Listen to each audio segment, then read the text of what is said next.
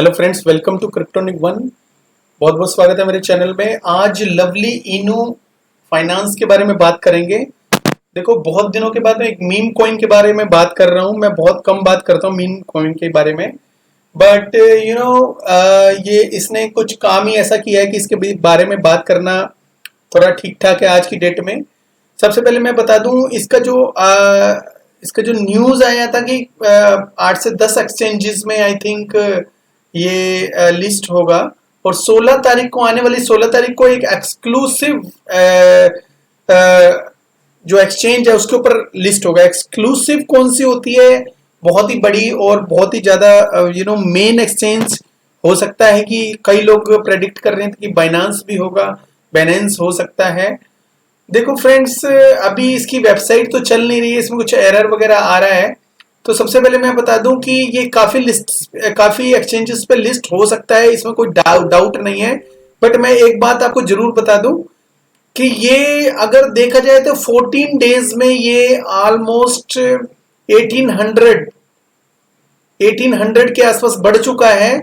तो और मार्केट भी इतनी ज्यादा मजबूत नहीं है इस वक्त कि भाई ये टिका रहेगा इस लेवल पे।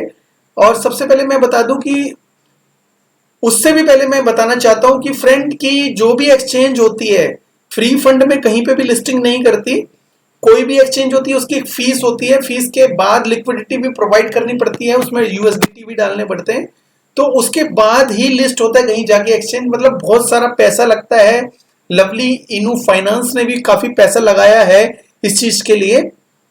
और मैं बताऊं कि एक्सचेंज जो है उन्होंने काफी पैसा लिया है। अगर 10 एक्सचेंज बोल रहे हैं तो 10 एक्सचेंज में अलग अलग अमाउंट इन्होंने दिया होगा। और इनके पास कहां से आया फ्रेंड? सबसे पहले मैं बता दूं इनके पास कहां से आया। ये मेरा और आपका ही पैसा है।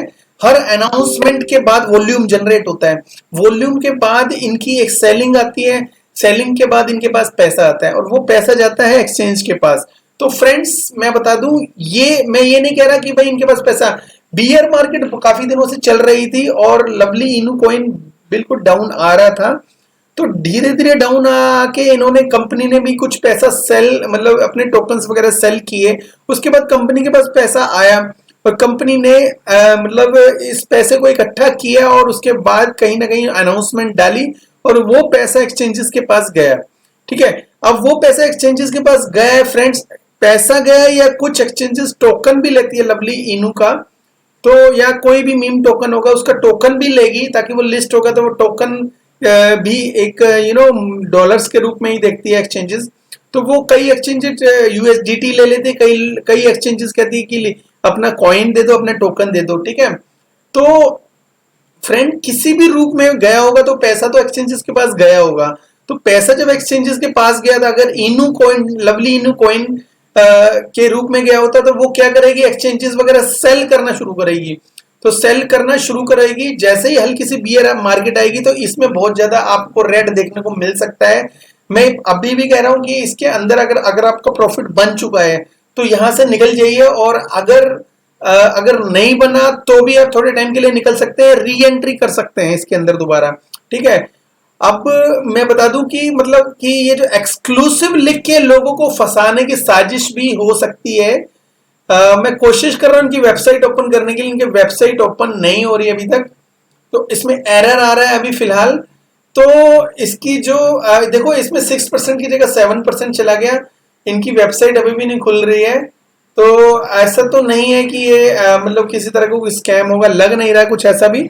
लेकिन फ्रेंड, मैं आपको बताऊं कि इसके अंदर रेड आने की संभावना बहुत ज्यादा है। अभी बहुत तगड़ा रेड भी आ सकता है, 100% 200% ऐसा भी रेड आ सकता है।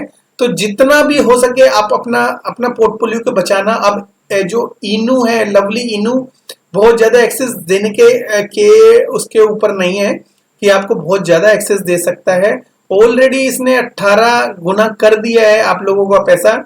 जिसका भी डबल भी हो गया वो प्लीज निकल जाइए इसमें से। मुझे नहीं लगता कुछ ज्यादा पोटेंशियल आ पाएगी इसके अंदर। और कई बार क्या होता है, लवली इनू जैसे कॉइन होते हैं जो एक्सक्लूसिव कह के या कोई बड़ा चीज बोल के आपको तो होल्ड करवा देते हैं, खुद निकलते हैं उसमें से। ठीक है, तो बिवेयर ऑफ लवली इनू फाइनेंस कॉइन। टोकन। और बाकी इसकी बात करेंगे, इसकी वेबसाइट अगर ओपन होती तो हम इसके बारे में और बात करते। इसकी वेबसाइट बेसिकली ओपन नहीं हो रही है किसी रीजन से, इसमें कुछ एरर आ रहा है 521 का। तो फ्रेंड, तो बस मेरा ये कहना था कि इस कॉइन टोकन से थोड़ा सा बच के रहें हम, ठीक है। और ये जो मार्केट है, इसका जो ऑल टाइम हाई इसने जो बनाया है 5-0-1-0-8 है, और अभी डाउन मार्केट गई है तो ये भी डाउन गया है।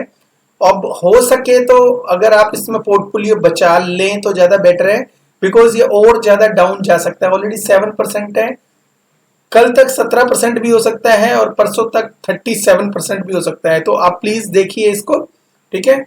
ये मेरी एडवाइस तो नहीं है, बट ये आप अपने हिसाब से भी रिसर्च करके देख सकते हैं। अगर मैं होता तो इसमें जल्दी से जल्दी निकल जाता, ठीक है। तो ये छोटा सा वीडियो तो फ्रेंड मैं आप लोगों के लिए अच्छे अच्छे कॉइन टोकन वगैरह के लिए बारे में रिव्यू करता रहता हूं।